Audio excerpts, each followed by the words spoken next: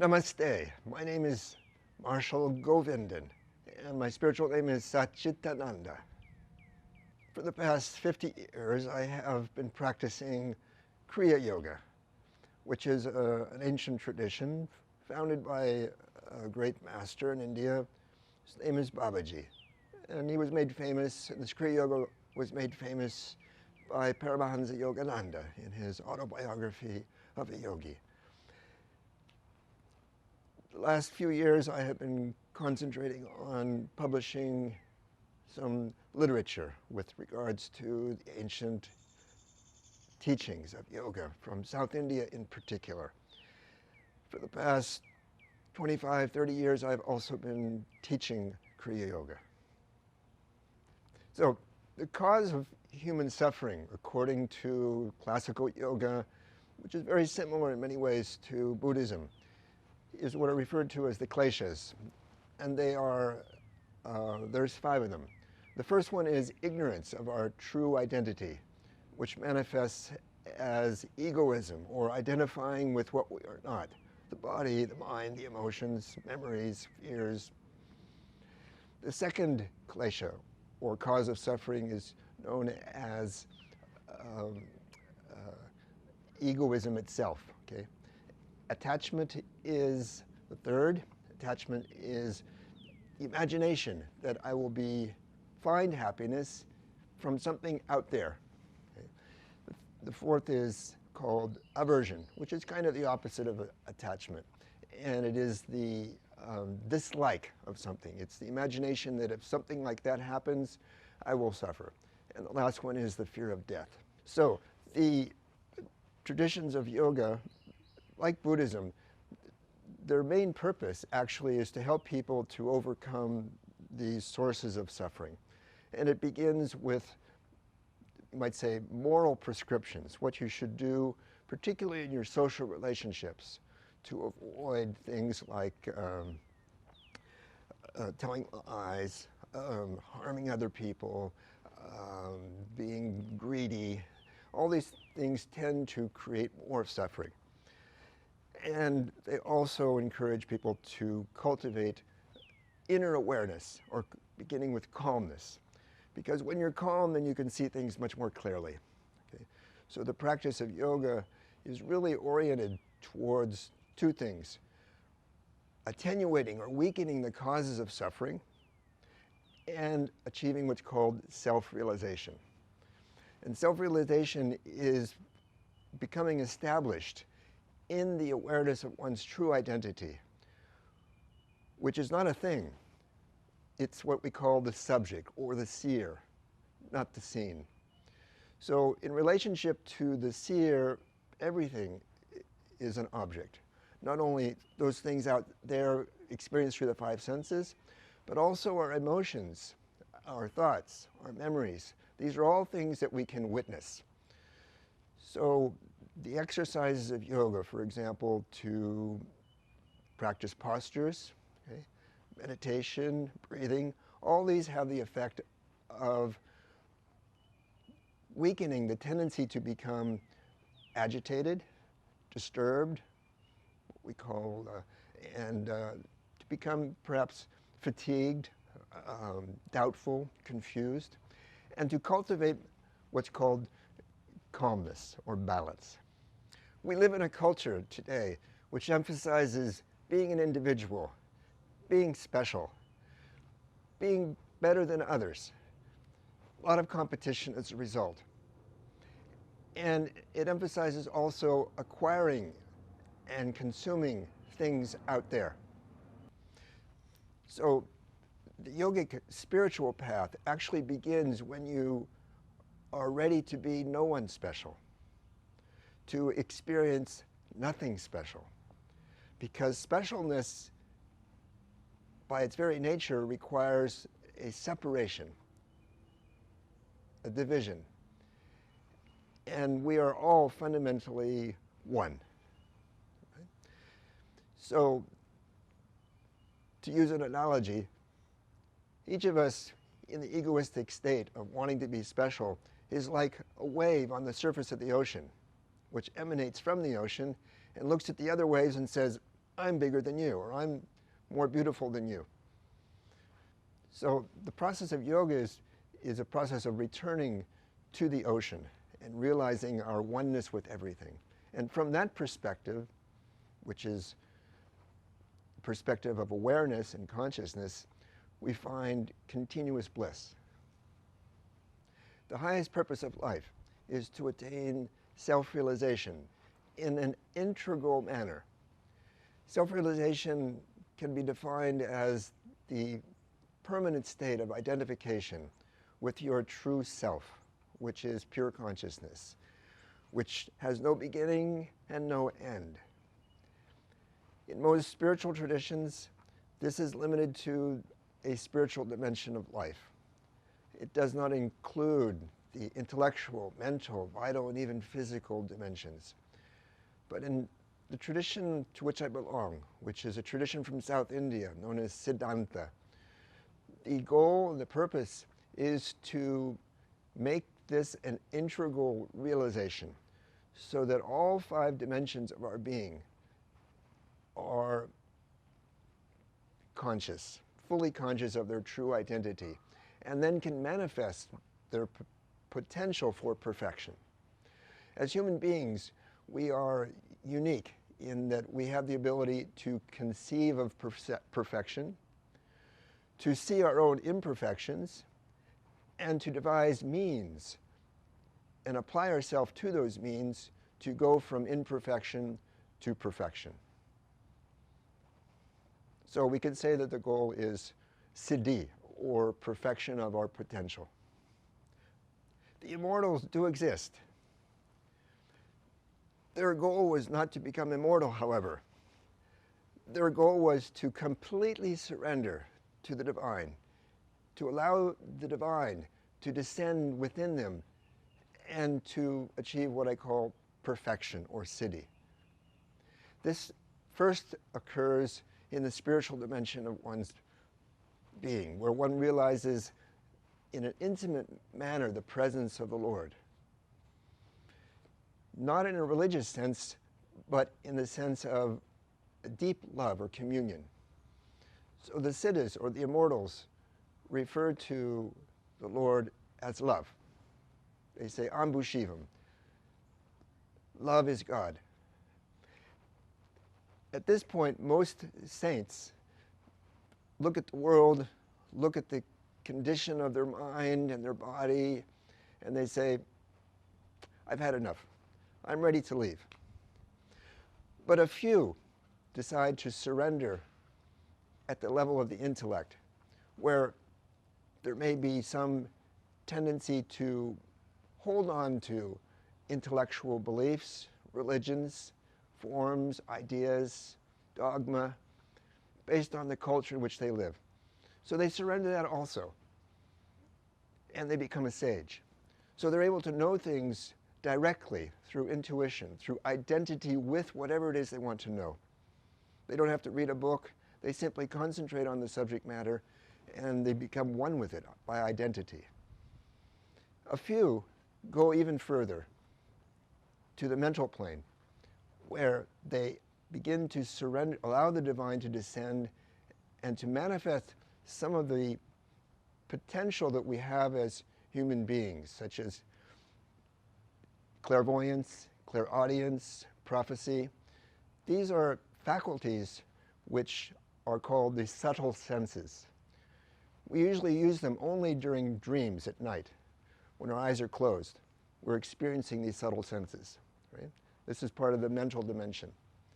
A few even surrender even at the vital level.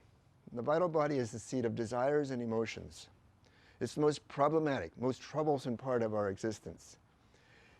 When they're able to surrender at this level, the desires and emotions, the vital body changes its allegiance from the ego.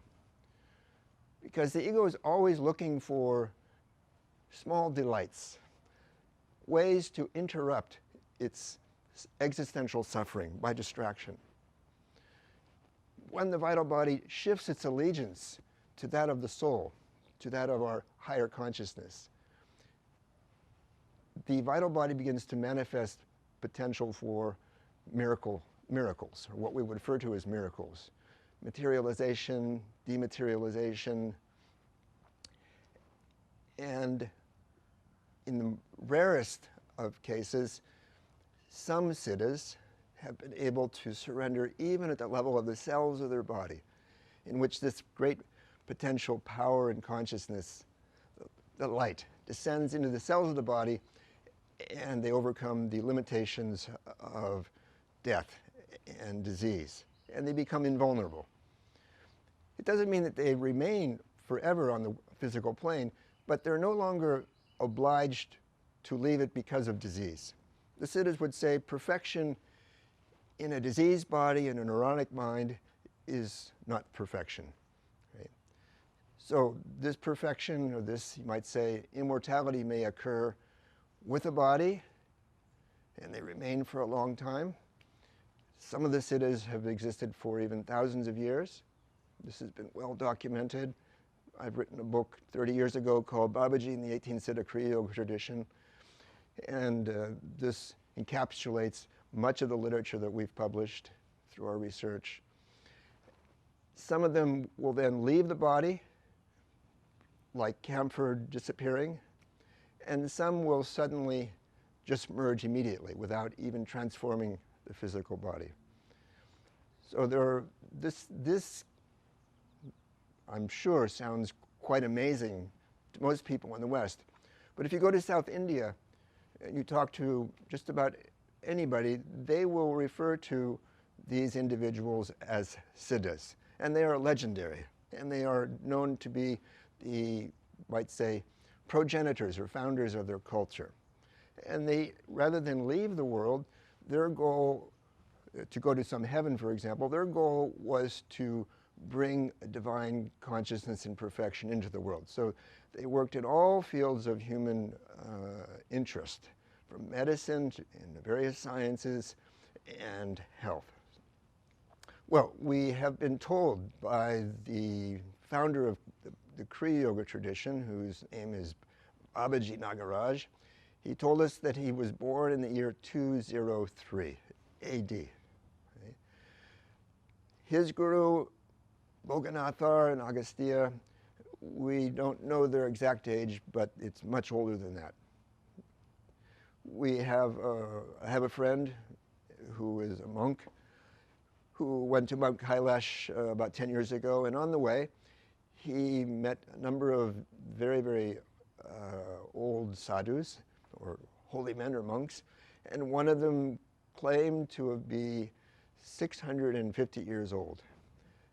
And he inquired from him, how is it possible? How could I attain that age? And his reply was quite interesting. He said, you don't want to know. So I want to emphasize that immortality is not the goal. Complete surrender is the goal of the siddhas. Complete surrender to the divine, to descend within us, to overcome all of our egoistic limitations in all five bodies, and to attain the potential we have for perfection. There are only two traditions in the world, spiritual traditions, which emphasize and have as their goal to remain in the physical world as long as possible. This is the Taoist tradition of China and the South Indian tradition of the siddhas. Most people are familiar with Taoism. When I went to China with my teacher in 1985, we were amazed to see that all the pictures of Mao Zedong had been removed. And in his place, they had pictures of the 8 Chinese immortals. In the shops and the stores, most of them considered it to be a sort of a good luck kind of image to keep in their stores and homes. The Taoist tradition of China and the South Indian tradition share many similarities, not only in their beliefs, but also in their practices, which emphasize breathing and kundalini and the principle that energy follows consciousness and consciousness follows energy.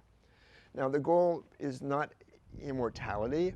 The goal is to reach our potential perfection. And so for that, we need to have a longer life.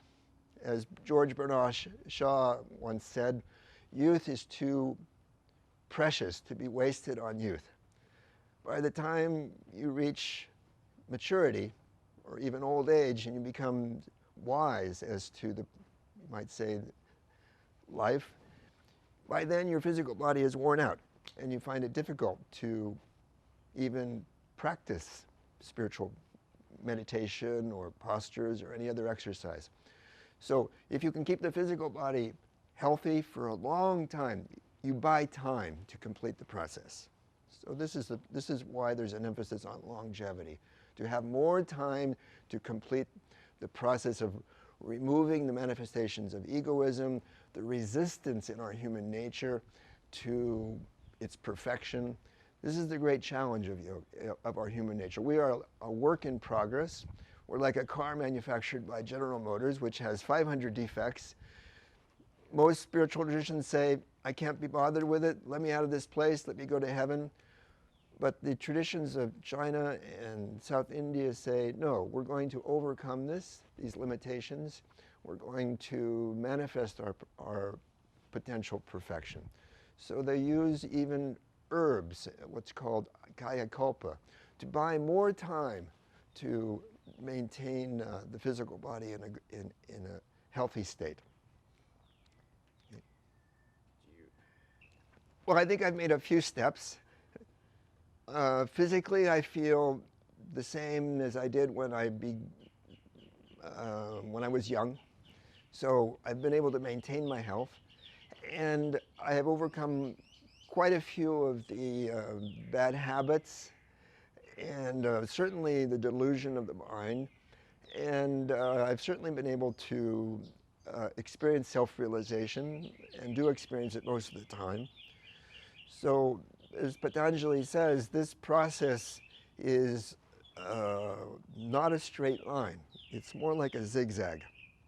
We can say that there is a cultivation of calmness and the witness state, and then the realization I'm not the doer, and then the realization of Satchitananda, which means absolute being, consciousness, and bliss.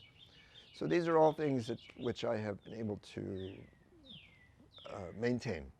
And I'm in the process now of continuing in this, establishing it. Physical immortality is a byproduct of one's surrender. Surrender of the perspective of I'm the body, I'm the mind, I'm the emotions, I'm all my desires, I'm my little life story. This egoistic perspective can be described in an analogous manner as someone who's sitting too close to the television program and becoming absorbed in it, so absorbed that we forget who we are. As your consciousness expands, you begin to realize that you're not the drama of your life, that you're an observer of it, and that the drama of your life is really based upon the consequences of your past. Your actions, your thoughts, what you've said, choices you've made. Collectively, all these habits are called your karma. And we're also subject to what's called the delusion, or Maya, which has 5 agents, including time. We all feel limited by time, for example, right? We feel pressed by time, right? Or stressed even. We're also subject to partial knowledge. We know perhaps a lot about a little, but we know very little about most things. So we're limited by our knowledge. We're also limited by our power to get things, to accomplish things. We're limited by our desires. Our desires keep yanking us around. And we're limited by the consequences of our past, our karma. We're also limited by our human nature, its tendency to become agitated, dispersed, to become lazy, fatigued, confused, doubtful. And even when we find moments of calmness and balance, it's very fragile. It doesn't take much to disturb us. So our challenge with our human nature is to overcome the things which surround, you might say, our light body or our soul, okay? And that pure awareness which is always there.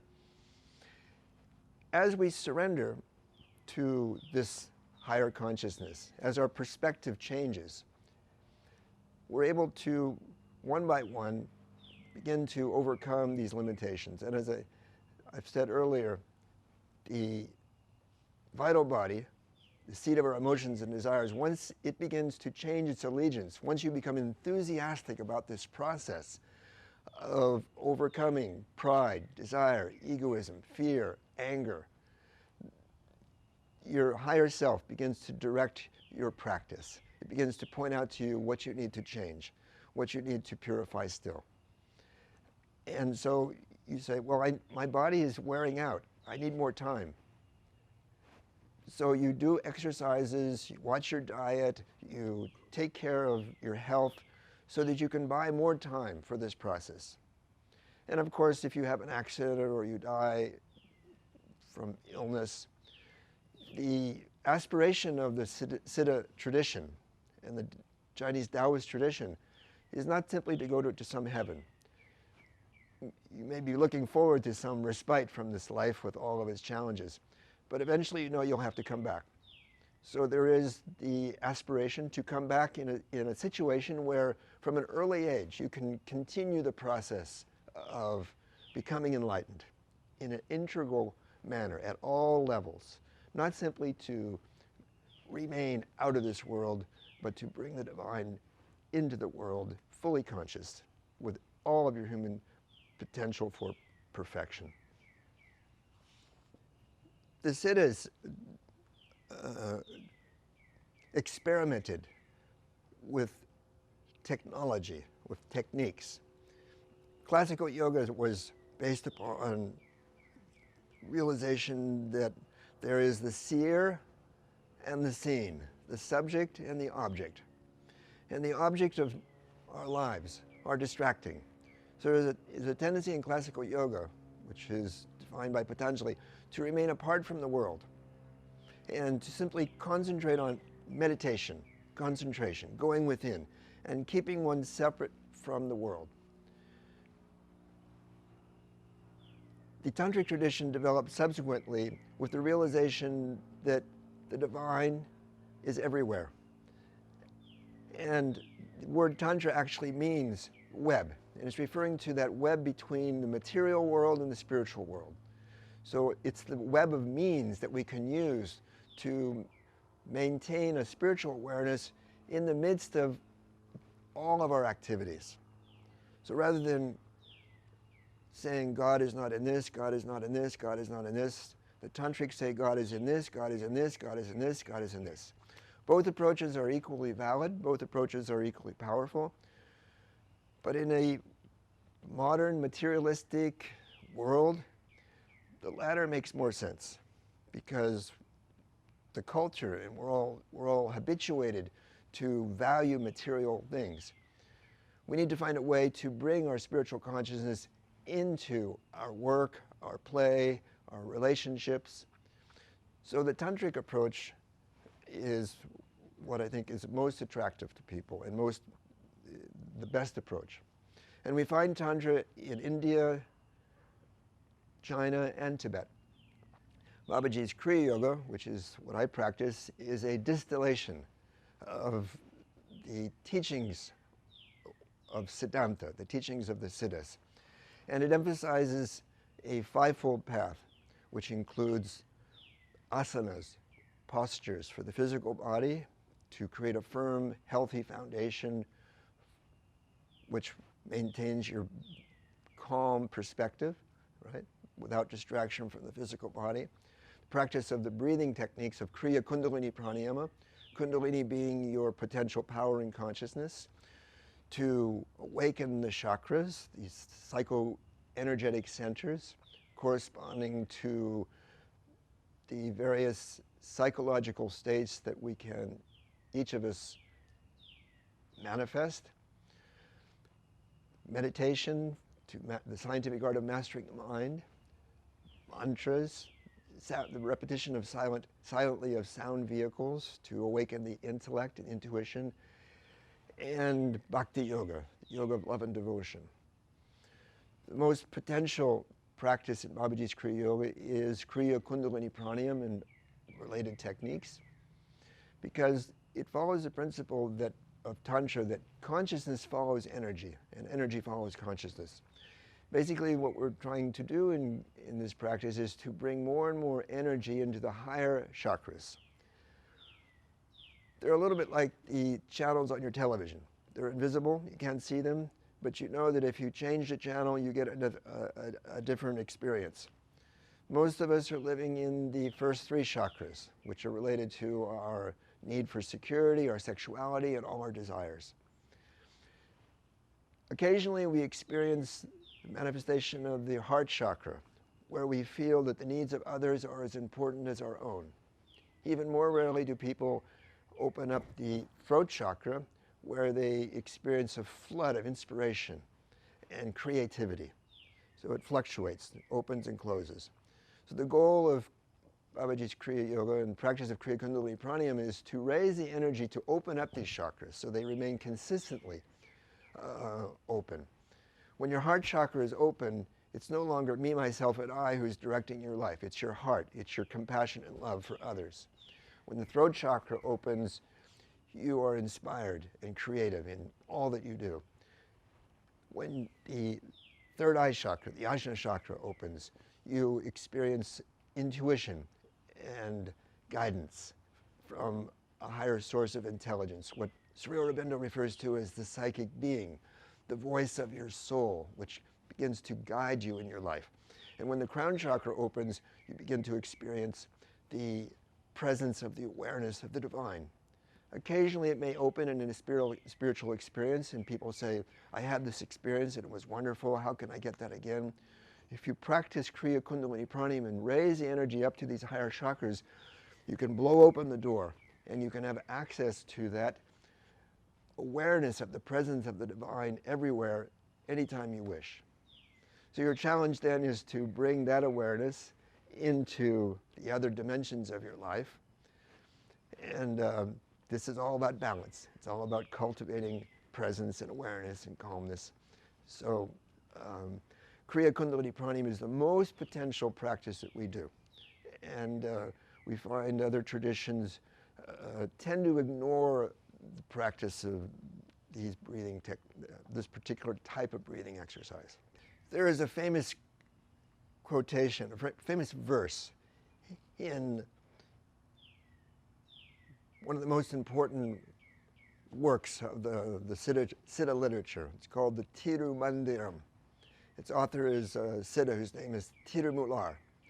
And in this verse he says, at first I despised the body. And then I learned to see that it was the temple of God. And I learned to take infinite care of it. This comes, of course, from the fact that, as in most spiritual traditions, the physical body can become a source of distraction with its desires, its physical discomfort, its habitual tendencies. It gets tired, it gets dispersed, it gets nervous. So traditionally, the approach of spiritual traditions is to starve the physical body of the food which will feed its desires, right? And that's why you have people living in monasteries. There's absolutely nothing that will feed their desires. In the Tantric tradition, we realized, however, that the physical body is our vehicle in this world. And we want to keep it healthy and balanced so that we can perfect our human nature and its potential. Where does the divine not exist? The Siddhas would say, God exists in you as you. He manifests through his 5 functions of creation, preservation, dissolution, concealment, and grace. Not just at a cosmic level or a universal level, but also each of us, we are creating things. Our lives have been created, and every moment of our life we are creating things. There's preservation, and we preserve certain relationships. We preserve certain attitudes, philosophies, principles that we want to maintain, physical things around us. We dissolve things. We dissolve relationships. We dissolve things that we're attached to, right? Our lives also dissolve. Things happen to us, you know. It's not even done consciously. It just happens to us because of our karma, our consequences. We also experience concealment. We become doubtful, confused, angry, full of desires, right? So this concealment is really one of the most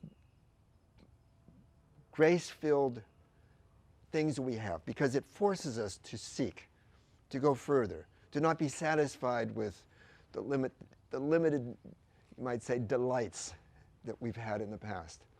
And finally, the last is grace, when we actually have some aha moments, when we get some understanding, when we acquire some wisdom. It's like the sun comes out, and the obscurity, the clouds of concealment are temporarily suspended.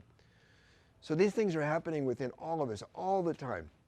And the Lord is experiencing and manifesting through everything all of these 5 functions. He does it at a cosmic level, universal level. We do it on an individual level. The Siddhas refused to limit God with a definition. A God defined is a God confined, said Swami Ramatirtha. There are some attributes which they have attributed, and the most famous ones are Satchit Ananda, absolute being, absolute consciousness, absolute bliss. Most religions become organizations and then institutions with a human nature's need to organize and control. And one of the best ways, easiest ways to control people, to maintain power and fulfill the needs of the institution, is to create fear. When people are illiterate, they can only really understand stories, verbal stories that are easy to remember. And these stories are best often expressed by personifying truths. So in all religions we have stories, and evil is personified as a devil or a demon.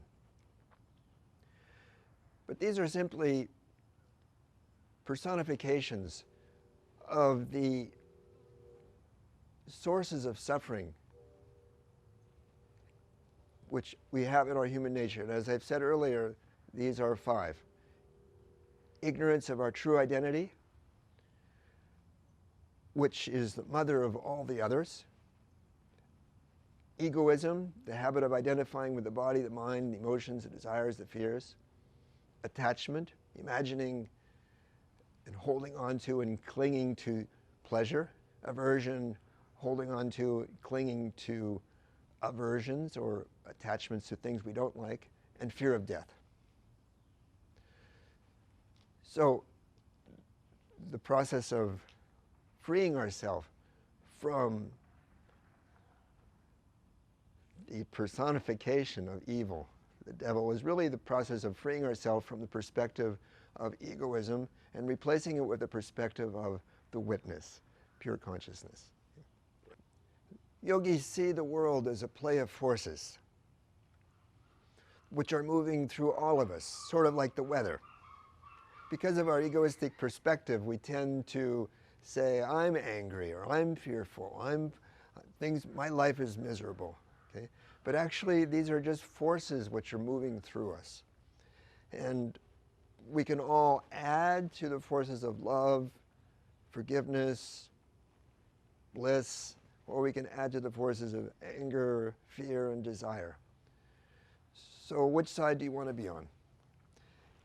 You have these forces working within yourself, so begin by working on yourself. That's the best thing you can do, help others. The light body is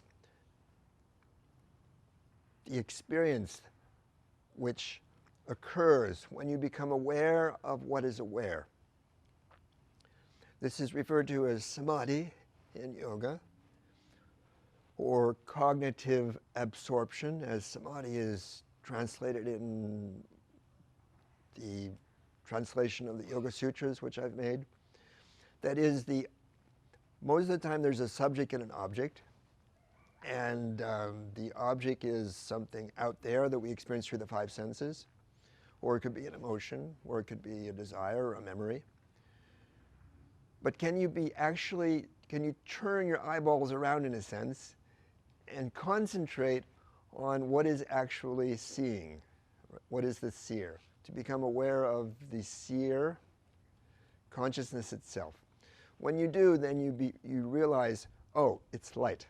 Okay? You experience it as light, and that's how it's often. There's a saying in the spiritual traditions of yoga: those who know samadhi don't talk about it, and those who don't know it talk about it, because the more you talk about it, the further from it you go. Words are like teacups trying to measure the ocean. So when you try to measure the ocean, of course you can't do that, and you only come up with sort of like you're pointing to something. Right? So light is something we typically ignore. We go into a room and we're fascinated by the objects in the room or the people that are there, and those things are always moving and changing. Right? But what's always there is the light. Okay? It's timeless, it's universal, and so that's an indication also as to who we truly are. This consciousness which is within, which we can become conscious of in self-realization. Some will refer to it as the soul, but in a theological sense, the meaning of the soul is various, depending on the religion. But all spiritual traditions and all religions have described or referred to the experience of it as light. The light body is also characterized as presence or being and blissful. In the yogic tradition, we talk about the five bodies: the physical body, which needs food to sustain itself; the vital body, which is obviously missing in a cadaver. Right? It animates us. It's what we feel when we have emotions or desires. The mental body, which is what we experience through the five senses: memories, visualization. The intellectual body, when we are talking, communicating, projecting ideas. And the spiritual body, which is standing back as a witness, watching all the others manifesting. What happens after death depends on what happens during the moments and minutes and hours before you die. The most important moments of your life are the last ones, because it's only the physical body that drops immediately. You will continue to have the same emotions and thoughts after it drops. The vital body will maintain itself for some time, depending upon whether or not how depleted it is. For example, if you have an accident, you're 25 years old, car accident, and you're suddenly thrown out of your physical body, your vital body has probably most of its energy. Whereas if you're 85 years old, the gas tank is pretty low. This is why when there's an accident, people, and there's been surveys, family members experience their departed loved one during the days that follow. They have some sort of a vision or a communication or some sort of a touch because the vital body is still around, trying to make contact with them. The mental body maintains itself a little longer, and same with the intellectual body. If you leave with fear, you will attract the experience like a nightmare of fearful things. If you leave this world with the expectation or the hope to reunite with loved ones or with the Jesus or Buddha or whoever you admire as your spiritual guide or progenitor, you will go to a place where that can be experienced for some time. But these experiences will, of course, will compete with all your other things. So, for example, if you were attached to your car and your bank balance and your work, you'll also be drawn to revisit them in the afterlife. And these attachments or aversions will eventually draw you back into incarnation. How long depends on how strong is the attachment and the aversion. If you have purified yourself of the desires and the aversions and the attachments and the aversions, and you make a conscious exit from this world, you can go directly to the source, to bypass what's called the astral plane. What Jesus said, in referring to, he said, "In my house are many mansions. I go to prepare a place for you." But you can bypass the astral plane and go to the causal plane, which is where love, peace, truth, beauty emanate from, okay? in a pure, wholesome, integral way. Even there, at some point, you may come back to complete a process of perfection in this human world. You cannot make progress after you leave the life. You can only make progress, according to yoga, in overcoming the limitations of your soul, which we have described, in physical incarnation. Right? You still have things to do to come back to in this world, to overcome the limitations of egoism, attachment, aversion, and fear. We forget, as humans, who we truly are when we come into incarnation. Consciousness, which is like the ocean, individuates as waves on the surface of the ocean. So also consciousness, which is universal, individuates in every living thing. We call this force of individuation egoism. It's not a bad thing. In fact, if we didn't have it, we would not survive very long. But it takes an exaggerated role in our life. It's a force of contraction of consciousness around things that we need to experience to keep our life going or to fulfill certain limited desires.